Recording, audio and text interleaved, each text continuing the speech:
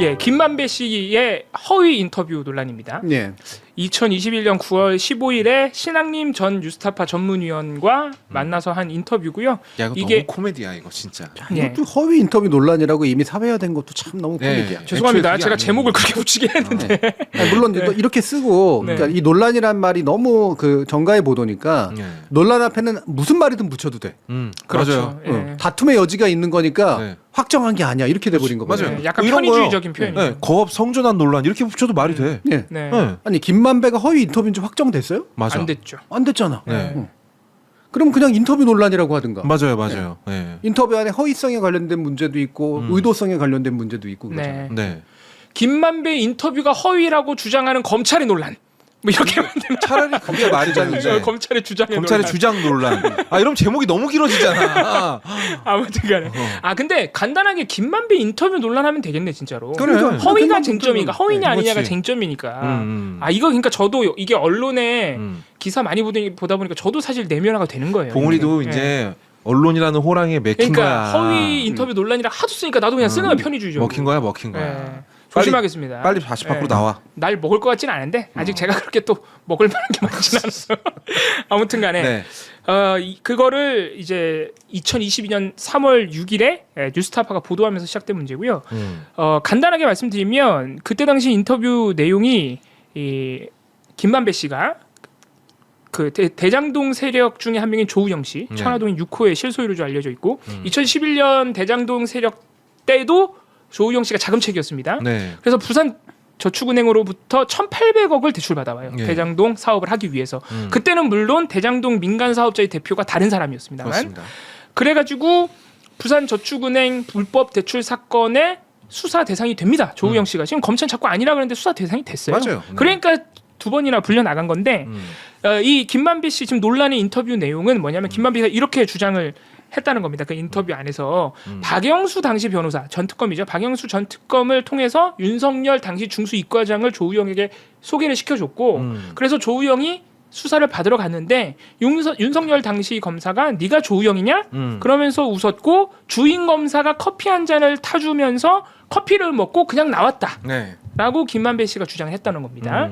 그래서 이제 윤석열 중수 이과장을 포함해서 당시 중수 라인이 부산 저축은행 불법 대출 중에 대장동 세력과는 사실상 수사를 무마한 것 아니냐라는 의혹을 제기한 거예요. 네. 그런데 9월 1일 날 검찰이 압수수색을 시작하면서 신학님 전 위원과 이 김만배 씨에 대한 압수수색을 시작하면서 이걸 이제 허위 인터뷰라고 규정을 했고 심지어 지금 검찰은 이거를 대선 공작으로 보고 있습니다. 네. 대선 공작이라고 보고 있는 게 아니고 발표를 했어요. 네. 아예 발표를 하고 한동훈 장관도 막 처벌하겠다고 하니까 그런 이유에 대해서 오늘 살펴볼 겁니다.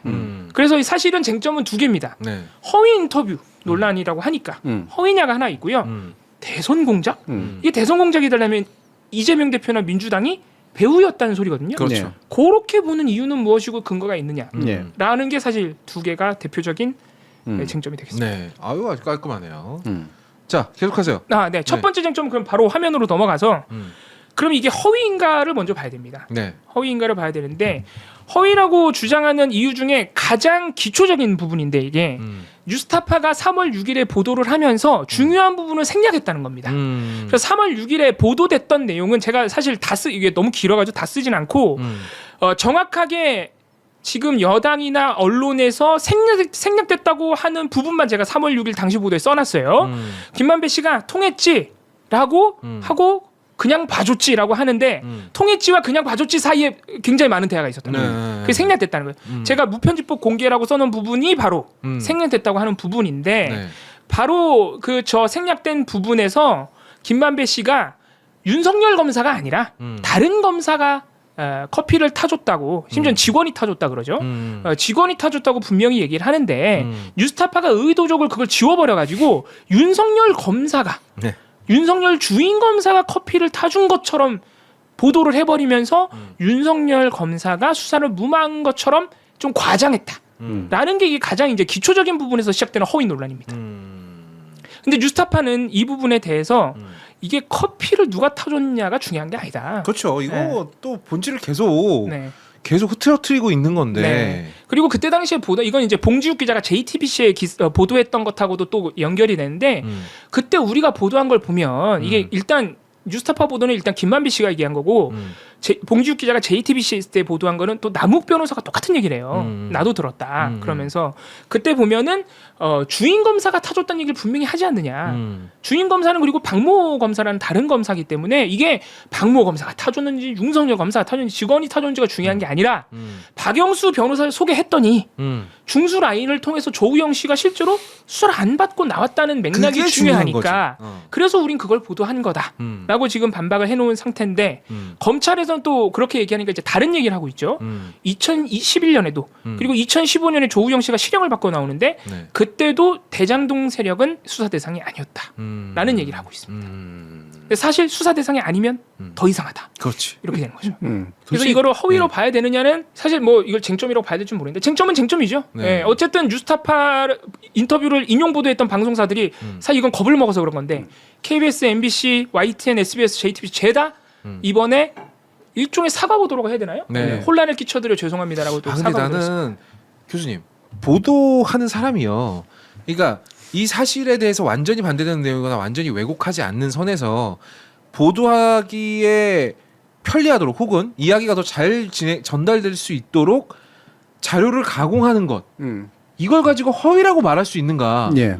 일단 이게 가장 큰 문제 아니겠습니까? 예. 이걸 가지고 허위라고 더 씌워가지고 압수수색하고 범죄자 만들고 사과문 올리게 만들고 이게 과연 이게 아니 그러면 지금까지 보도한 것 중에 사과문 안 써도 되는 게 몇 건이나 되겠어요? 그렇죠. 방금 그 말이 포인트예요. 네. 오히려 예. 이 기준도 웃긴 기준이지만 이 기준으로 만약에 걸러내려면 대선 공작 수준이 아니라 대한민국 파괴 수준의 네. 보도는 맨날 대선 때 쏟아져요. 맨날 맞아요. 하죠, 무지하게 맨날. 쏟아지죠. 네. 털어야 될 땐 여기가 아니야. 아니 그리고 이재명 대표가 대장동의 주범인 것처럼 보도 얼마나 많이 나왔습니까? 당연하죠. 예. 근데 지금 대장동 어디 있어요? 네. 그분 보도 대표적으로 네. 그분 보도 가지고 아마 대장동 엄청나게 보도 네. 나왔습니다. 이거 가지고 엄청나게 했죠. 음. 그러면 대통령의 당선이 안 됐기 때문에 이 사람 거는 그러면은 괜찮은 거야? 괜찮은 거야? 오히려 대통령의 당선이 안 되고 떨어지는데 그럼 기여한 네, 거 아니에요? 그렇지. 맞아. 그게 더 문제지. 예, 대통령이 당선이 된 사람은 그럼에도 불구하고 된 거잖아. 그렇죠. 그 보도가 영향을 사실 못 미쳤다는 그러니까. 훔쳤다는 얘기잖아. 그랬더니 뭐라고 했냐? 0.7%까지 차이까지 줄은 거 아니냐? 아니 된 거잖아요. 그러면 언제나 피해를 입은 사람이 중요한 거거든. 네. 만약에 이게 문제라면 예. 그럼 피해라고 하는 건 뭐야? 되면 피해가 아니에요. 네. 안 된 게 피해인 거지. 그럼 그렇게 따지면 그분 보도라든가 대장동 관련된 수많은 그 억측성 보도 같은 거 가지고 걸어가지고 좀 잡아들여야 되고 압수수색할 언론사가 얼마나 많은데. 그래도 저 봉지욱 기자는 인터뷰라도 했지. 인터뷰는 전혀 근처도 안 하고 그냥 집 방에서 쓴 기자들 얼마나 많았습니까? 네.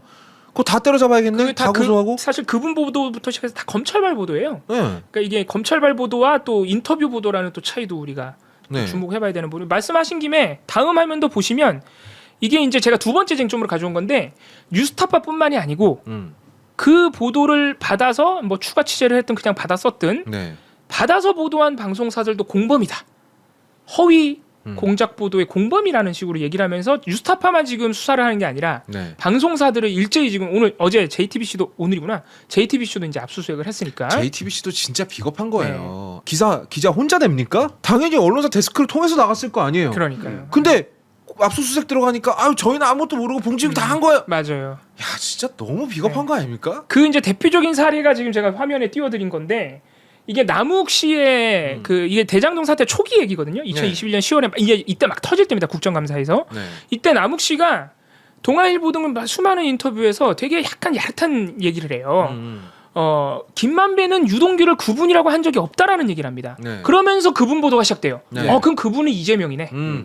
엄청나게 보도가 쏟아져 나옵니다. 네. 심지어는 정영학 녹취록에 있지도 않아요. 그분이란 네. 얘기가. 근데 동아일보가 그분이란 얘기가 정영학 녹취록에 있다 그러면서 또 보도를 해버리거든요. 네. 그러면서 이 그분 이재명 논란이 시작되는 거예요.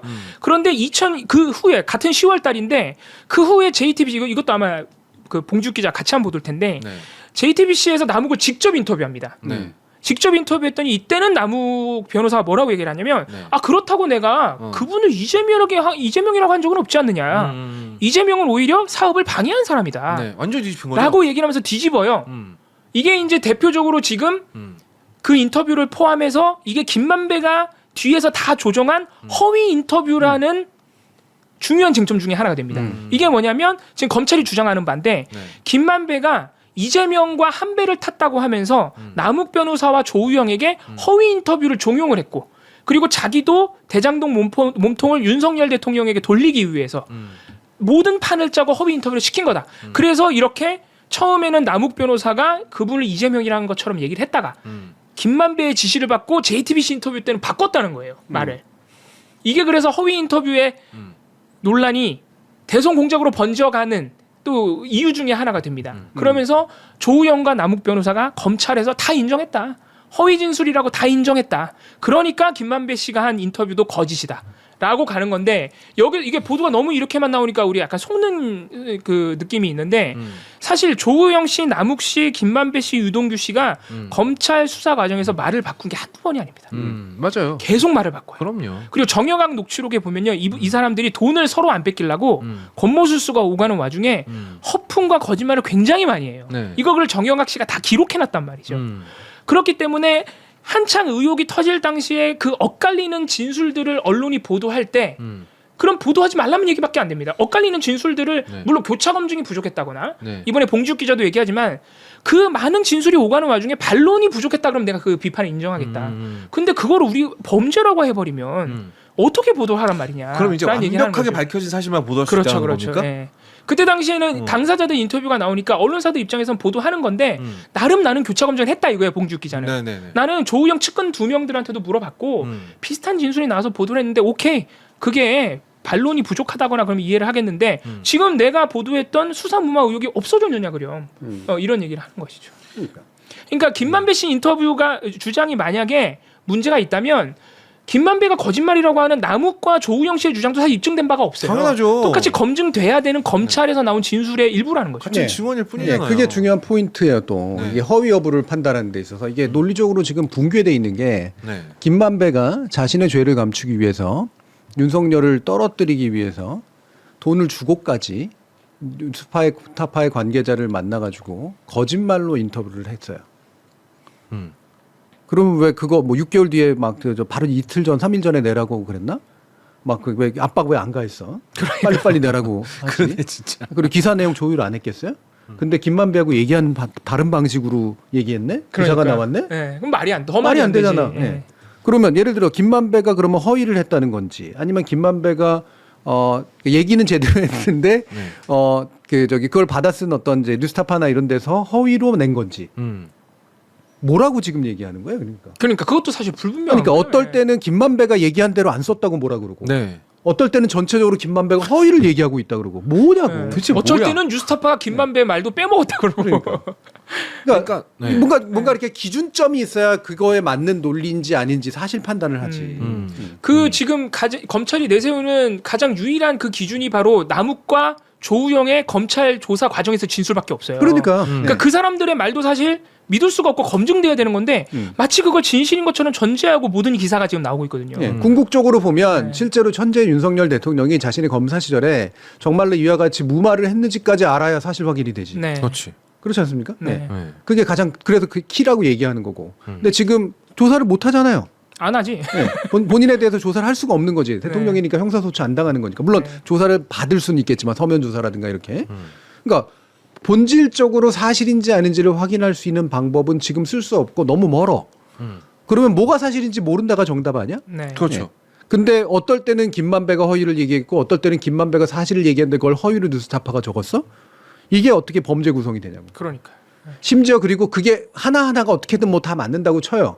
그렇다고 하더라도 그거는 굳이 말하면 신문사 내부나 언론사 내부에서 뭐 예를 들면은 너 왜 그렇게 했어? 라고 혼내거나 예. 죄송합니다. 윤리 기준을 위반했습니다. 더 잘하겠습니다라고 끝날 문제지 무슨 압수수색이야. 네. 여기에다가 무슨 사형 얘기까지 또 왜 나와? 사형. 1급 살인이라고. 자, 얘기하신 김에 화면 보겠습니다. 네. 예, 사형 얘기. 자, 이게 이제 대선 공작 세 번째 쟁점입니다. 갑자기 대선 공작 얘기를 꺼내면서 그냥 대선 공작이 아니죠. 국가 반역죄, 사형에 처해야 할 1급 살인죄. 이게 무슨 소리야 도대체.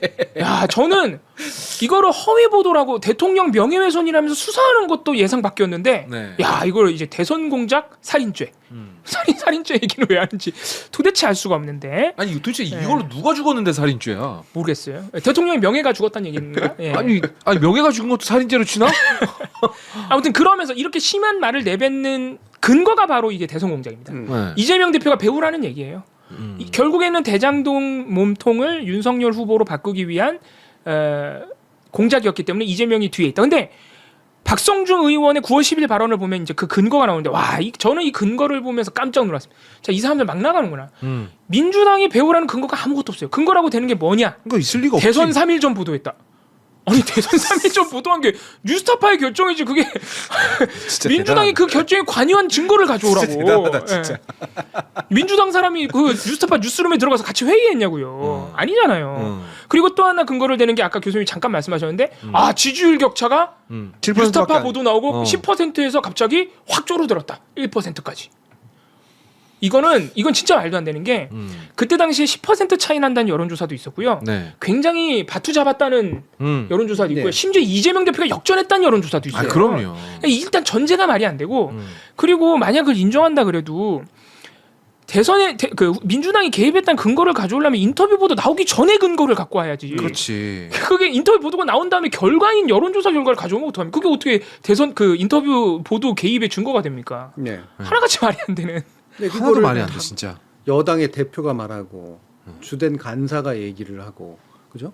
네. 대통령실이나 이런 데서도 막 되게 진지한 반응이 나오고 우리나라에서 사법고시 보고 이를테면 로스쿨 나와서 한다는 엘리트 검사들이 10명이나 달라붙어 있고 이 압수수색 영장을 또 판사는 발부하고 해주고 앉아 있고 뭐냐고. 예.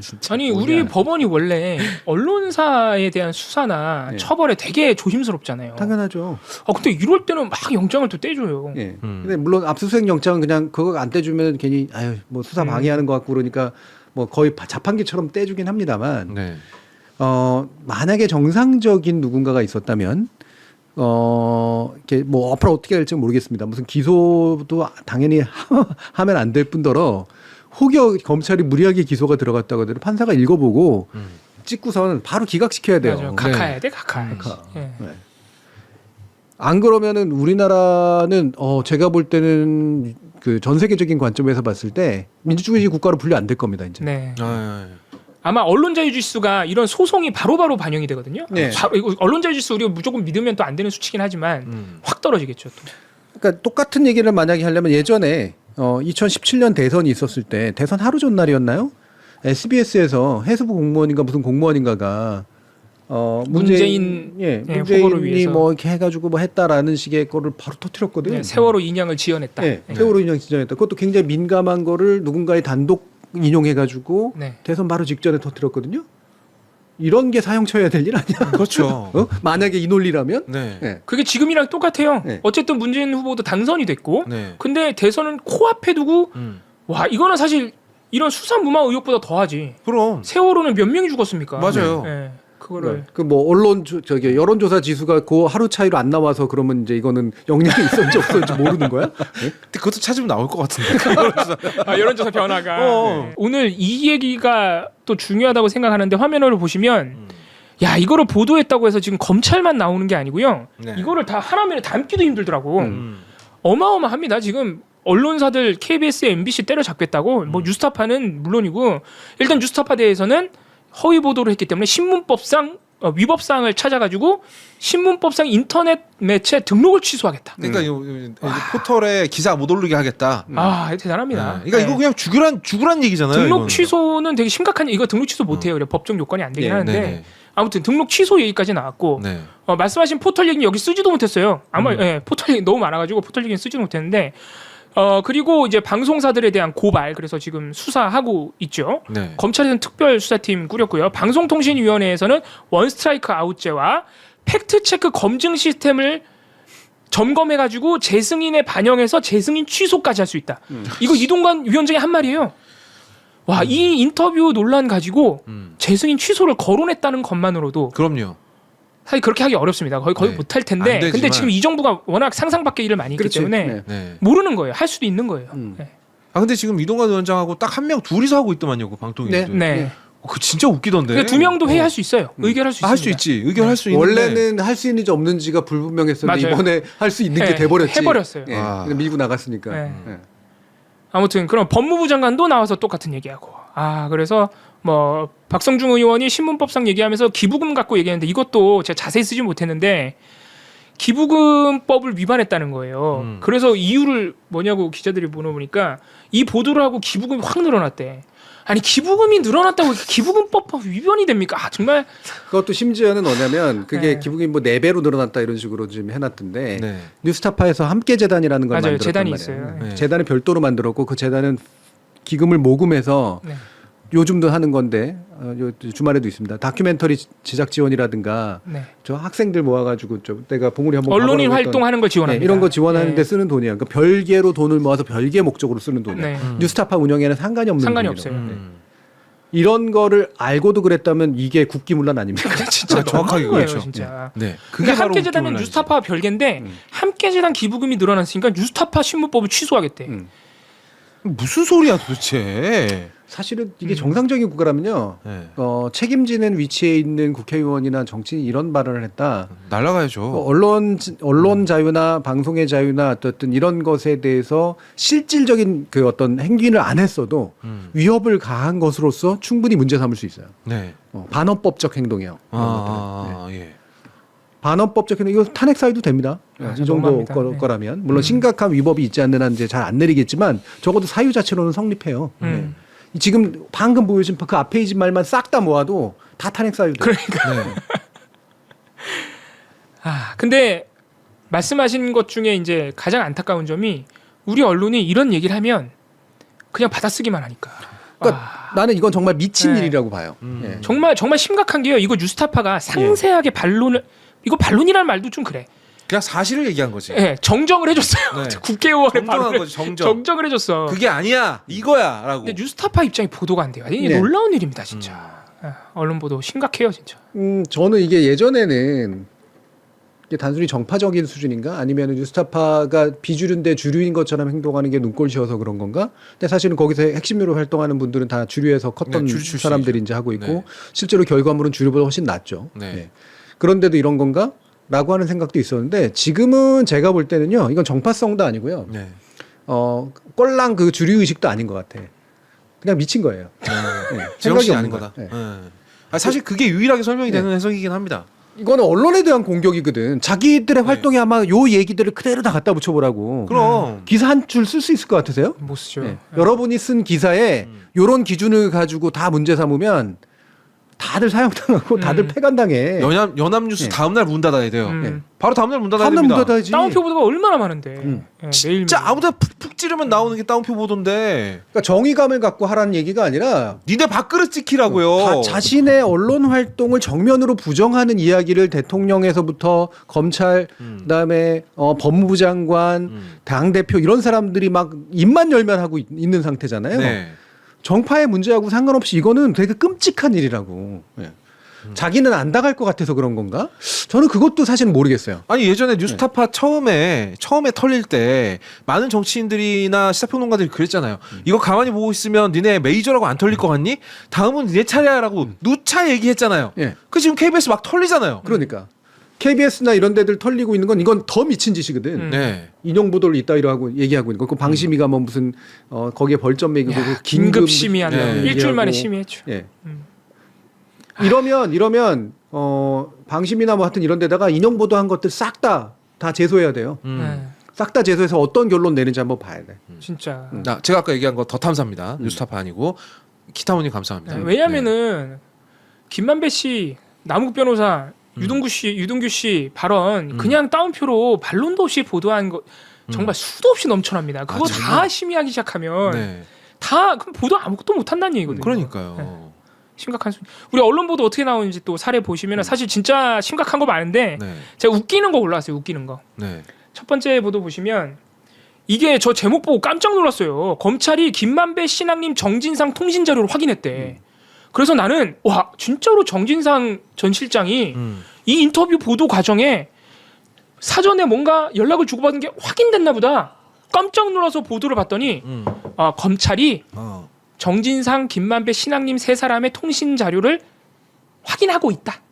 수사에 착수했다는 얘기입니다. 아니 검찰들이 하고 있는 거를 네. 우리가 그러니까 이것도 다 언플이잖아요. 야, 이거는 진짜 이건 이제 심각한 제목 네. 장사거든요. 아니 그리고 언론이 여기에 놀아나서 같이 언론 플레이 해주고 있는 거잖아요. 지금. 네. 손발이 돼가지고 쿵짝쿵짝 맞춰가지고 그러니까 검찰이 원하는 기사를 내준 거예요. 검찰이 사실 이거를 민주당 배우로 보고 그거에 대해서 강제 수사에 착수한 것도 이상한 거예요. 네. 이상한 건데 그걸 착수했다 그러니까 확인되지도 않은 사실을 검찰이 민주당도 뒤에 같이 개입을 했는지 수사를 시작했대라는 보도를 하는 사실 이거는 보도로 나가면 안 되는 수준이죠. 뭐가 나와야 보도를 하지. 아무것도 안 나왔는데 네. 무슨 근데 그거를 보도를 다 검찰발로 해주면서 제목을 저렇게 뽑는 거예요. 통신 자료 확인. 찜찜한 구석이 있다는 건 뭐냐면 신학님 전 위원장이 돈 거래가 있었다는 거예요. 제가 그 얘기를 안 했네. 1억 6,500만 원 예, 책 돈 세 거래가 권. 있었다는 네. 거고 이게 검찰의 먹이야. 네. 이 돈 거래가 만약에 없었다면 이 정도로까지 밀어붙이진 못했을 거예요. 그렇죠. 아무리 검찰이라고 네. 하더라도. 근데 이게 구린내 나게 하기가 딱 좋은 주제고. 돈이 뭐가 하나 오갔으니까. 있긴 돈이 있으니까. 근데 사실은 신학님 전 위원장 같은 경우 뉴스타파 전문위원으로 돼 있지만 뉴스타파에서 활동 안 하세요. 아무것도 그리고 보도과정안이랑은 사실 원래 전문위원이 전혀 상관이 상관이 없어요. 없고, 예, 뉴스타파가 어떤 데인데. 네. 근데 이거는 가져온 거 아닙니까? 재료를. 예, 어쨌든 귀한 녹취록을 얻은 거잖아요. 이 시기에. 그러니까 이거를 또 던져줬으니까 편집 판단을 거쳐가지고 편집해서 내보낸 거 아닙니까? 네. 안 내보내기로 결정했을 수도 있어요. 근데 맞아요. 내보내기로 결정을 한 네. 겁니다. 그거는 그때부터 뉴스타파의 판단이에요. 그렇죠. 예, 예. 네. 근데 뉴스타파를 가지고 그래서 뭔가 문제 제기를 할 수 있어. 그럼 그 두 번째 약간 찜찜하게 남는 건 뭐냐면 편집 과정에서 윤석열이 강조된 거. 예. 이거는 뭐 그래 문제 삼으려면 비판할 문제 수 삼을 있죠. 비판할 수 있어. 저는 비판 안 해도 된다고 생각하는 네. 입장이지만 비판할 수 있어요. 네. 그래서 제가 그냥 윤리적으로 논쟁으로 끝내면 되는 문제야. 음. 하는 게 맞았냐? 그러는 게 안 맞았냐? 우리 같은 학자들이 야 이걸 줄일 때 이렇게 줄이는 게 맞냐? 저렇게 줄이는 게 맞냐? 네. 그러면 돼. 그거 넣었다고 해서 무슨 대통령 되고 될 거 안 되고 이러지 않거든요. 맞아요. 당연하죠. 어떨 때는 언론은 개쓰레기 취급하고 어떨 때는 무슨 대통령 하나 당선되고 낙선되게 만들 수 있는 힘을 가지고 있는 존재처럼. 그러네. 또 이번에는 마치 너무나 언론 때문에 선별적이잖아. 근데 제가 이 두 가지 찜찜함이라고 얘기한 거는 돈 문제를 왜 오가갔을까를 제가 그 당시까지 판단할 수가 없었기 때문에 일단 그 부분이 확실하게 드러날 때까지는 이거를 굳이 다루지 말자. 예. 제가 볼 땐 여전히 찜찜하지만 본론하고는 상관이 없어요. 적어도. 그렇죠. 지금 진행되는 네. 논쟁의 상황을 보니 예. 흐름을 보니 지금 자꾸 내용 가지고 네. 문제 삼고 보도 가지고 허위성 가지고 문제 삼는데 이거는 일단 상관이 없어. 그래, 그럼 다뤄야 되겠다. 맞아. 돈 얘기는 하지도 않아요 이제. 네. 네. 두 번째로 너무 심해. 근데 여기까지 키워놓은 거를 보면 이거는 굉장히 작심한 거거든. 예. 여단까지 다 뛰어나와서. 그러니까 오히려 사람들이 입을 감춘다. 맞아요. 예, 신문들이나 이런 방송들이나 이런 데 보면은 자기들도 악수수색 당하고 말도 안 되는 거로 방심이 끌려갈까 봐 조용해졌어. 맞아요. 확실히 그리고 조용했습니다. 저는 사실 민주당한테도 굉장히 아쉽습니다. 예. 이거 민주당이 더 적극적으로 반박해야 되거든요. 그리고서 뭐라고 얘기하는 줄 알아요? 약간 진보 쪽에 있는 평론가들이 나와서 꼭 한마디 붙이는 게 뭐 윤석열에 대한 윤석열이라는 이름이 부각된 방식으로 보도한 거는 물론 잘못이지만 예. 뭐 잘했다는 얘기는 아닙니다. 이걸 전제로 깔고 얘기해. 맞아. 그거 깔고. 뭔가 되게 수세적이고 방어적이야. 네, 네. 그럴 이유가 뭐가 있는데? 예. 이거는 저쪽이 지금 정부 여당 쪽이 너무 이상한 짓을 하고 있는 거예요. 전반적으로 여기에 적용하는 모든 건 언론 취재 활동 하지 말라는 얘기하고 똑같은 거거든. 네. 언론중재법 가지고 개정한다고 그랬을 때 그 생난리 치던 언론도 어디 갔냐고요. 물론 그때 사람들은 다 뭐 딴 데가 있습니다라고 얘기할지도 모르겠지만 더 간부급으로 앉아 있지 않나? 그때 취재하고 밑바닥 앉아가지고 그렇죠. 시위했던 사람들. 네. 이런 극악무도한 언론 탄압 행위에 대해서 왜 아무런 얘기를 안 하고 입을 숨기고 있냐고. 저는 그게 너무 열받아서 이번에 우리는 해야겠다라고 생각을 합니다. 입을 다물고 있는 사태가 커질수록 입을 다무는 사실 입을 다무는 수준을 넘어서 지금 저쪽이랑 같이 확성기를 키우고 있는데 또 재밌는 보도 하나 이거 아마 조선일보 보도일 텐데요. 문재인 정부 검찰 얘기 나옵니다. 왜 안 나오나 했어요 문재인 정부. 그렇지. 네, 문재인 정부 검찰이 이 김만배 씨의 주장이 허위인 거를 2021년 11월에 수사하는 과정에서 이미 남욱 변호사와 조우영 씨가 사실 아니라고 얘기한 진술을 확보했음에도 문재인 정부 검찰이 그걸 침묵하는 바람에 보도를 막지 못했다. 그러니까 문재인 정부 검찰이 가짜 뉴스를 지금 제목에 나와 있죠. 방치했다. 이게 이제 사실은 뭔가 문재인 정부와 민주당이 뒤에 있는 것처럼 계속 분위기를 냄새를 피우는 건데 이게 연결이 3단으로 이상해요. 일단 문재인 정부랑 검찰이랑 연결이 이상해요. 그렇지 문재인 정부 네. 검찰. 그리고 검찰이 가짜 뉴스 방치랑 연결되는 것도 이상해요. 근데 이게 얼마나 이상한 얘기냐면요. 네. 실제로 2021년 11월에 조우영 씨와 남욱 변호사가 그런 진술을 했겠죠. 물론 검찰발 보도라서 이 검찰이 하는 말도 사실 다 믿을 수가 없는 거라. 그렇죠. 그렇다고 쳐도 그러면 검찰이 오케이 알았어 한 다음에 근데 김만배가 저런 인터뷰를 했단 말이야. 그럼 뉴스타파에 가서 보도하지 말라고 해야지. 검찰이 말도 안 그렇게 했으면 더 이상하잖아. 근데 지금 이 기사에 따르면 마치 문재인 정부가 그걸 다 시킨 것 같아. 이게 말이 안 돼요, 말이. 하나부터 열 끝까지. 저 얘기 자체는 크게 두 가지 문제가 있는데 하나는 마치 검찰이라는 조직이 네. 세상 온갖 범죄라고 생각되는 것들을 다 간섭해서 다 구속 기소하고 다 유죄 따내야 되는 존재로 알고 있어요. 네. 그러니까. 네. 이거는 고소 고발이 이루어지거나 네. 당사자의 고소가 이루어져야 들어가서 그게 범죄가 되는지 안 되는지를 아는 거고 고발이 이루어지면 경찰이나 이런 데서 네. 실제로 문제의 심각성을 따져가지고 대행하는 거죠. 음. 당사자를 대행해가지고 국가가 대신 처벌해 주는 거잖아요. 원래 검찰의 역할이라고 하는 거는 사실은 수사가 또 사실은 가야지 않아야 되지만 뭐 있다고 치면 우리가 인지수사 그렇게 비판하지 않았습니까? 그렇지. 예. 네. 문제 있는 거를 검찰이 왜 이거 인지했다고 수사를 하고 그걸로 범죄를 만들어야 되지? 예. 당사자들이나 어떤 사건의 심각성이나 이런 것들이 이 세계에서 굳이 따져지지 않는데 왜 그 얘기를 하지? 그게 과도한 검찰권이거든요. 네. 과도한 국가 권한이에요. 국가가 왜 민간의 개인들의 삶에 이렇게 하나하나 만기침 남아서 돌아다니는 너 범죄했네 이거 안 했다고 때려잡으라고?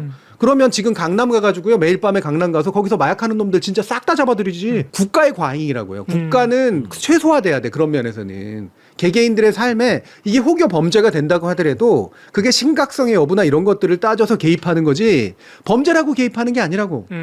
심지어 범죄가 아닌 걸 범죄로 만드느라고 개입하는 거잖아요. 이거는. 네. 그러니까. 이거 완전히 과대 국가야, 과대 국가. 너무 커져버린 국가고 이거는 심지어 말해서는 거의 파시즘에 가까운 형태입니다. 그러니까 국가 이게 이렇게 커지면 안 전체주의야. 되지. 이게 전체주의야. 아니 심지어 이게 얼마나 말이 안 되는 거냐면 실제로 남욱 변호사나 조우영 씨가 그렇게 진술을 했다 그래도 저희가 아까도 강조했지만 그들의 말이 진실이 아니에요. 당연하죠. 그냥 엇갈리는 진술이야 지금까지도. 그렇지. 재판이 진행 근데 중이고. 그 중에 하나만 잡아가지고 지금 네. 이게 거짓말이라고 말하고 있는 근데 거잖아. 조우영 씨와 남욱의 진술을 확보한 문재인 정부 검찰이 보도를 막지 않았다? 이게 세상에 이런 기사를 어떻게 씁니까? 이 말이 그래서 안 돼. 누구 잘못이라는 어떻게 얘기야, 도대체. 보도를 미리 막아 그거 가지고 말이 안 되잖아요. 이거. 이게 이제 사실 오늘 우리가 봐야 되는 중요한 그러면은 과거에는 사형시켜야 될 보도가 없었느냐? 졸라 많았지. 네. 이게 대표적인 지난 대선 때 나왔던 제가 사실 그분 보도는 네. 조금 알려져가지고 안 가져왔고 여러분들이 잊어먹었을 것 같은 더 황당한 네. 이재명 후보 조폭 연루설 보도가 있어요. 야 이거 이 기사 진짜 저렴하게 짜집기 된 기사죠. 과거에 그 조폭이라는 사람이 과거에 자기 SNS에 내가 렌터카 사업하면서 이렇게 돈 많이 벌었다 하면서 돈 자랑하면서 찍었던 사진. 맞아요. 그 자기 문신 자랑하고 돈 네. 자랑하고 몸 자랑하고. 그 사진이 금방 밝혀져가지고 네. 기사를 싹 다 주었더라고 하나도 남김없이. 그래가지고 제가 그냥 그거를 좋아했던 조선일보의 사설을 가지고 왔습니다. 네. 여기 보시면 그 돈다발 얘기만 있는 게 아니에요. 되게 웃긴 얘기도 있어. 성남시장 시절에 이 조폭과 함께 조폭을 시장실로 데리고 와서 이재명 대표가 재밌다고 사진을 찍었다 이거야. 조폭 관련이 깊다. 그런 연루설도 있다 이러고 이렇게 이 사설에 써 있거든요. 네. 근데 그것도 가짜인 거 이미 들켰거든요. 걸렸죠. 그 영어 강사예요. 네. 조폭이 아니라. 그래서 이렇게 가짜 뉴스인 걸 금방 들켰던 이 조폭 연루설 기사 지금도 살아 있는 거예요. 이렇게 찾으면 많이 있습니다. 아니 근데 진짜 열받는 게 이런 게 효과를 발휘한다는 거야. 그러니까 이게 이미지에 타격이 이러니까 있지. 언론이 책임감이 있어야 됩니다. 네. 이런 게 효과를 발휘해서 아직까지 이재명하고 엮여 있는 증인들은 다 죽는다는 둥 소설 쓴 애들 커뮤니티 가면 널렸거든요. 그게 어디서 출발했겠어요? 이런 데서 출발한 거지. 이재명 대표한테는 소송만 하지 말고 설명하라 그러고 왜 지금 정부는 좀 사형시킨다고 지금 여당은 사형까지 얘기하는 말로만 떠들지 왜 말고 설명을 하라고. 이것만 딱 놓고 보더라도 지금 하는 짓이 얼마나 미친 짓인지가 그냥 나온다고. 저는 사실 지금 얘기한 그런 보도들은 이거는 사실은 실제로 책임을 져야 되는 보도라고 생각을 하거든요. 예, 책임을 져야 되고 책임을 지는 방식은 여러 가지가 있을 수 있죠. 물론 뭐 그냥 국장 잘라도 되고 아니면은 뭐 사과문을 게재해도 되고 또는 민사 소송을 당해도 되고요. 근데 저는 형사로 들어갈 필요는 없다고 봅니다. 이런 거 형사로 하다가는 언론 아작나요. 네. 국가가 단죄해 버리는 거니까. 당연하니까. 네.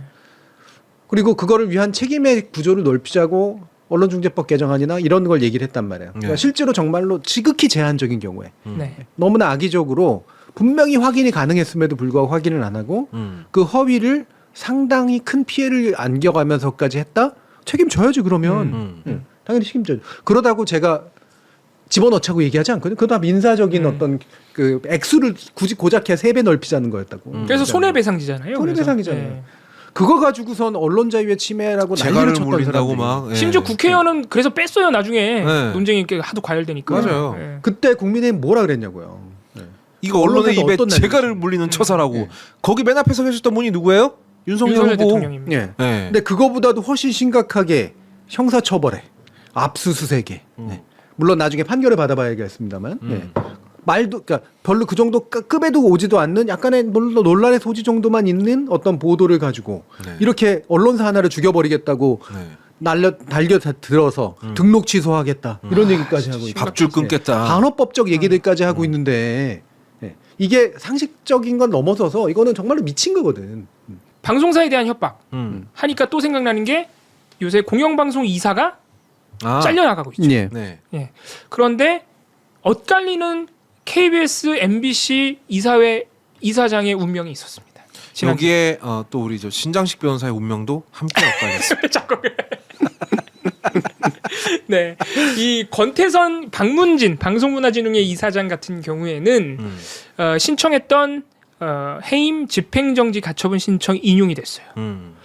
근데 이게 오히려 인용된 게 조금 이례적입니다. 왜냐하면 그렇습니다. 그동안 이제 공영방송 이사나 사장이 해임됐을 때 나중에 본안에서 해임 취소를 받아낸 사장들도 가처분은 기각됐었거든요. 그만큼 이제 사실 정부 기관의 결정에 대해서 법원이 뒤집기는 좀 힘들다. 네. 이런 예상이 나왔는데 권태선 이사장은 인용을 해줬어요. 근데 인용을 해주면서 사실상 방통위를 조금 혼냈습니다. 그렇습니다. 네. 네. 그래서 그 인용했던 9월 11일 서울행정법원의 이 판사의 판단을 한번 화면으로 만나보시면 일단 효력을 정지를 했고요. 뭐라고 했냐면 이사의 임기를 원칙적으로 보장하되 직무수행에 장애가 될 객관적 상황이 발생했을 때만 해임을 허용하는 게 궁극적으로 방송문화진흥회법이 추구하는 공익에 더 부합한다. 그러니까 방송통신위원회가 객관적 상황이 있지도 않은데 네. 잘랐다. 구구절절이 맞는 말이죠. 그래서 네. 방문진법에 어긋난다라는 얘기를 사실 행정법원이 한 겁니다. 네. 이거는 그만큼 방통위의 해임 사유가 말도 안 된다는 네, 얘기죠. 말이 안 됐다는 얘기입니다. 근데 KBS는 KBS는 남영진 이사장이 똑같은 날인데요. 네. 행정법원이 기각했습니다. 기각했는데 이거는 이제 거꾸로 됩니다. 예. 남영진 이사장이 복직을 했을 때에 사회적으로 받게 되는 손해가 더 크다. 공익이. 손해보는 공익이 더 크다. 왜냐하면 이미 이사장이 선임이 돼서 새로운 이사장이 선임을 해서 심의 의결 기구를 하고 있는데 기능을 하고 있는데 돌아가게 되면은 공익에 미치는 손해가 더 크다라는 판단을 했습니다. 근데 네. 이거는 그렇게 하는 말, 겉으로 하는 말보다는 역시 해임 사유를 봐야 되는데 결정적인 차이는 다른 건 비슷해요. 양쪽 이사장이 다. 근데 남영진 이사장 해임 사유 중에 업무 추진비 부당 사용이 들어가 있어요. 아마 이 부분이 이 법원의 판단에 좀 영향을 미치지 않았겠느냐라는 예. 예상도 가능합니다. 근데 그게 흔한 예상인데 저는 그걸 안 보거든요. 아 그렇군요. 네, 그거는 물론 법원의 네. 입장에서도 그냥 약간 핑계거리는 될 아, 수가 핑계거리. 있어요. 핑계거리는 될 수가 있지만 근본적으로는 이 사안을 바라보는 두 판사의 인식이 달라서 생긴 문제. 아 똑같은 사안을 두고 예. 완전히 똑같은데 해임 사유가 뭐고 똑같은 예. 사안인데 기본적으로 판사도 물론 제가 판사가 아니고 그냥 저도 물론 들은 말이기도 하지만 그리고 모든 판사가 똑같지는 않지만 쭉 검토하다 법리적으로 꽂히는 방향이 있어요. 결론이 나. 아 이거는 받아야겠다 안 받아야겠다. 그리고 나서 그 꽂힌 그런 방향의 법리를 조각해요. 조각해서 맞춰서 논리 구조를 짜거든. 그럼 거기에 이제 개인의 어떤 판단도 영향을 미치고 이 사안이 가지고 있는 정치적 의미도 영향을 미치죠. 네. 예. 그러면 저는 사실은 뭘 더 짐작을 하냐면 그 판사의 성향 차이도 물론 이제 있겠지만 일단 그 KBS 이사장은 상근직 아니잖아요. 네. 박문진 이사장은 상근직입니다. 상근직인 것과 그렇지 않은 것의 무게 차이는 굉장히 커요. 더 큰 손해가 발생하지. 상근직에서 잘리는 거하고 비상근직에서 잘리는 거는 그러네. 상근직에서 잘리는 게 더 큰 손해가 발생해요. 네. 그러니까 회복해야 될 이유가 충분한 거예요. 네. 그리고 또 한 가지는 그 새로운 그 상근 이사장에 사람 밀어넣지 못했어 아직. 맞아요. 네. 이사장 임명을 못했어요. 예. 근데 와가지고 상근 이사장이 새로 앉았다? 새로운 노동계약을 맺은 거거든 그러면. 그러면 또 아마 회복하기 재판부 예. 입장에서는 약간 또 고민이 되지. 그렇죠. 그러면. 부담이 됐을 그럼 수도 본안 있어요. 결정에 의해서 내가 좀 본안 결정이 나중에 났는데 사실은 자르길 잘했다라고 얘기하는 식으로 나면 그치, 법 그때 가처분 인용을 해준 사람의 어떤 부담이 좀 세거든요. 그렇죠. 그러면. 또 평가를 받겠지 그걸로. 예. 그러니까 예를 들면 박문진 이사장에 관련된 것 같은 경우에는 판사가 그래도 방송의 개 사안을 그래도 비교적 본질적으로 잘 볼 줄 아는 판사이기도 하지만 동시에 이게 상근직이고 그 상근직이 아직은 안 메어져 있던 상태니까 잘린 상근직의 손해를 회복해 주는 게 더 낫다라는 판단이 드는데 나름대로 법리적인 이제 우수성이 있었던 거지. 생각해보니까 거기에 꽂혀가지고 이사장이 논리를. 공석이니까 돌아가는 게 공익에도 부합하네. 그렇죠. 지금 네. 공석이면 안 네. 되니까. 네. 그런데 저는 KBS 이사장 같은 경우에는 사실은 이게 불과 하루도 차이 안 나서 이제 나왔는데 약간 부정적으로 생각을 했거든요. 그 이유가 뭐냐면 KBS 이사장은 그래서 상근직이 아니고 그 다음에 이미 상근직이 아닌데 이사장이 선임이 됐어. 호선이 돼가지고 자리를 차지하고 진행도. 그 말 나오잖아. 이미 회의가 진행되고 예, 있는데 이사장이 이미 선임이 그게 돼서. 오히려 이제 이를테면은 이혼했는데 다시 결혼해 뭐 이러면서 이제 둘이 거기에 이미 재혼했는데 남편 빼고 내 남편 다시 전 남편이 들어가서 앉아 있는 상황이 만들어진다 이거야. 아주 그냥 쉽게 얘기하자면. 네. 굉장히 과격한 비유긴 합니다만. 네. 네. 그러니까 그 애들은 무슨 죄냐 이 얘기거든 사실. 애들 그렇지. 생각했을 때 그냥 내버려 두는 게. 네. 예. 그러니까 이혼했는데 아직 재혼은 안 했는데 이게 이혼이 잘못돼서 다시 결혼해 그러면 그나마 그 오케이. 자리에 그냥 네. 다시 들어 돌아가는 현상 거니까. 유지가 되는 거고. 이게 또 이사장이 있느냐 없느냐가 차이가 컸네요. 굉장히 크죠. 그래요. 있던 저는- 자리를 다시 쫓아내는 건 되게 부담스러운 일이거든. 저는 그냥 쉽게 생각했어요. 둘 중에 하나는 살려주는구나. 나는 그렇진 않아요. 판사가 다르니까 네, 다 아무래도. 다르기 때문에. 네. 이 미리 카톡한 거 아닐까? 권 이사장 같은 경우가 제일 부담스러운 결정이었어요. 왜냐면 제일 네. 처음이었거든. 네. 그러니까 이게 나머지 줄줄이 지금 달려 있는 이사 해임 처분에 관련된 가처분 신청에 영향을 미칠 거기 때문에 네. 제일 고민했고 제가 볼 땐 제일 고민한 적이 깊어. 그래서. 그러니까 사실 방통위 혼내는 말이 들어가기가 쉽지가 않은데 들어가 있잖아요. 근데 이거 두 번째 나온 남영진 이사진 같은 경우에는 이게 첫 번째 안 나오는 일정이잖아요. 눈치 네. 보고 했을 가능성이 되게 높은데 누가 먼저 만들어 놓고 사실 이거하고 다른 결론을 내도 그 판사는 별로 부담이 없는 거야. 그러면 이제 세 번째 이후의 판사들이 혼란입니다. 도대체 뭐를 준용해? 뭘 해야 되나? 그렇지. 지금 김희철 사장도 지금 사실 네. 효력정지 가처분 네. 신청 해놓은 상태인데. 그리고 또 한 가지 제 혐의는요. KBS 이사나 이사장은 대통령이 잘라요. 맞아요. 네, 임명권이 네. 대통령한테 있기 박문진은 방통위가 자릅니다. 때문에. 네. 네. 그러면 행정기관장이 자르는 거하고 대통령이 자르는 거는 무게감이 다릅니다. 대통령이 자른 자를 다시 갖다 붙인다? 판사로서도 되게 부담스러워요. 그게 크겠네. 아. 또 요새 우리 지금 대통령은 또 무서운 분이니까. 네. 그렇지 많이 무서운 분이지. 예. 그래서 뭐 앞으로 이제 대법관 체계도 이제 대법원도 이제 바뀔 테고 이제 그러니까 이게 만약에 쫄보고 변명할 태도가 이미 갖춰져 있는 판사라면 변명할 수 있는 법리는 수많다. 그래서 앞으로 나오게 될 그런 것들도 아마 이런 영향들이 좀 있을 것이다라고 보는 거예요. 아무튼 지금 사실 그 이제 가처분 신청이 더 남아 있습니다. 교수님 말씀하신 대로 사장들 김희철 사장도 있고요. 그리고 다른 이사들 또 신청 지금 이미 잘린 이사들이 많으니까 다른 이사들도 있어서 근데 그분들이 지금 가처분에 의해서 복직을 하게 된다 그래도 사실 뭐라 그럴까 의미가 좀 유효할까 이런 생각도 들어요. 왜냐하면 임기가 그렇게 또 길게 남은 분들이 아니고 네, 그래가지고. 저는 네. 사실 권태선 이사장에 관련된 이제 그 복직 결정, 그러니까 그 인용 결정은 굉장히 의미 있는 판결이라고 권태선 생각해요. 이사장은 좀 큽니다.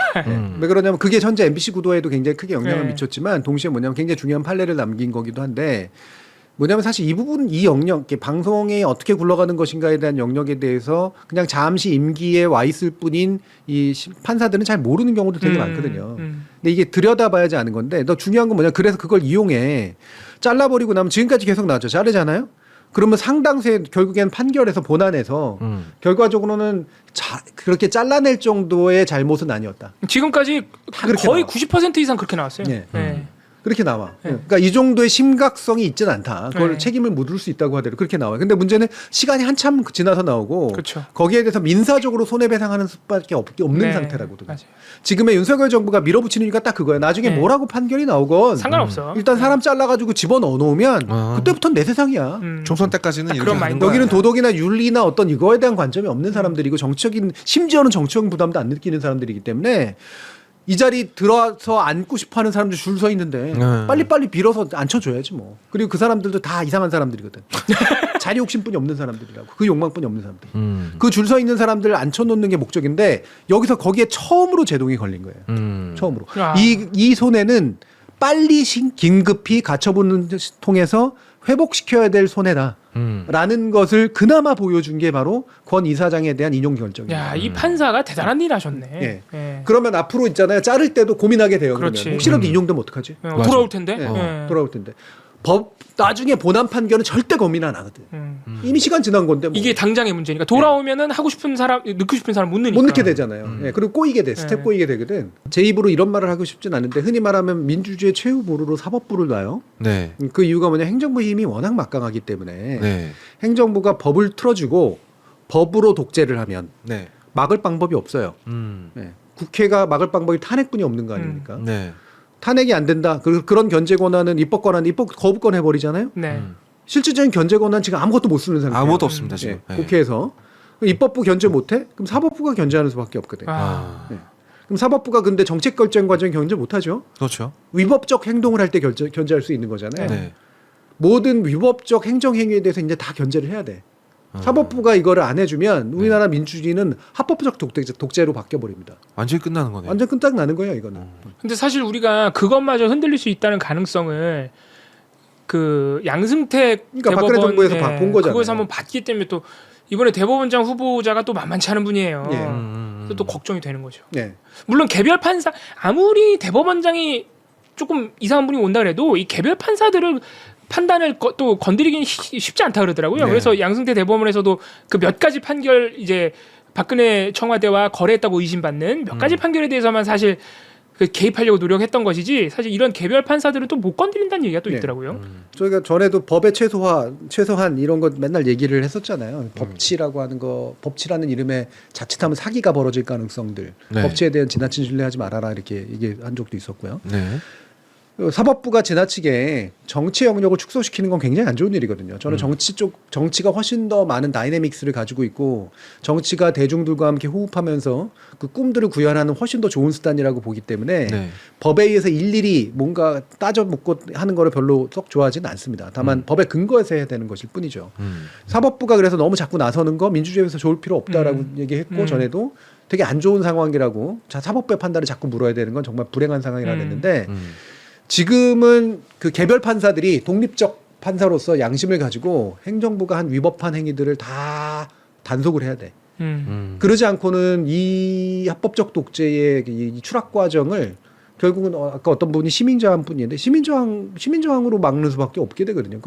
그러면 굉장히 그런 물리적 싸움을 사실 해야 된다는 얘기죠. 어마어마한 굉장히 불행한 손해가 일들이 벌어질 겁니다. 네. 그러니까 법만으로 행정부의 폭주를 막을 수 없다라는 게 이번 정부를 통해서 전 너무 명확하게 보여지는 것 같아요. 그렇죠. 너무나 오히려 명확하게. 법 기술로 또 네, 이용하니까. 법 기술을 이용해서 네. 그냥 밀어붙이면 통제할 수 있는 방법이 없어. 아 그래서 칼을 쥐인 게 무섭구나.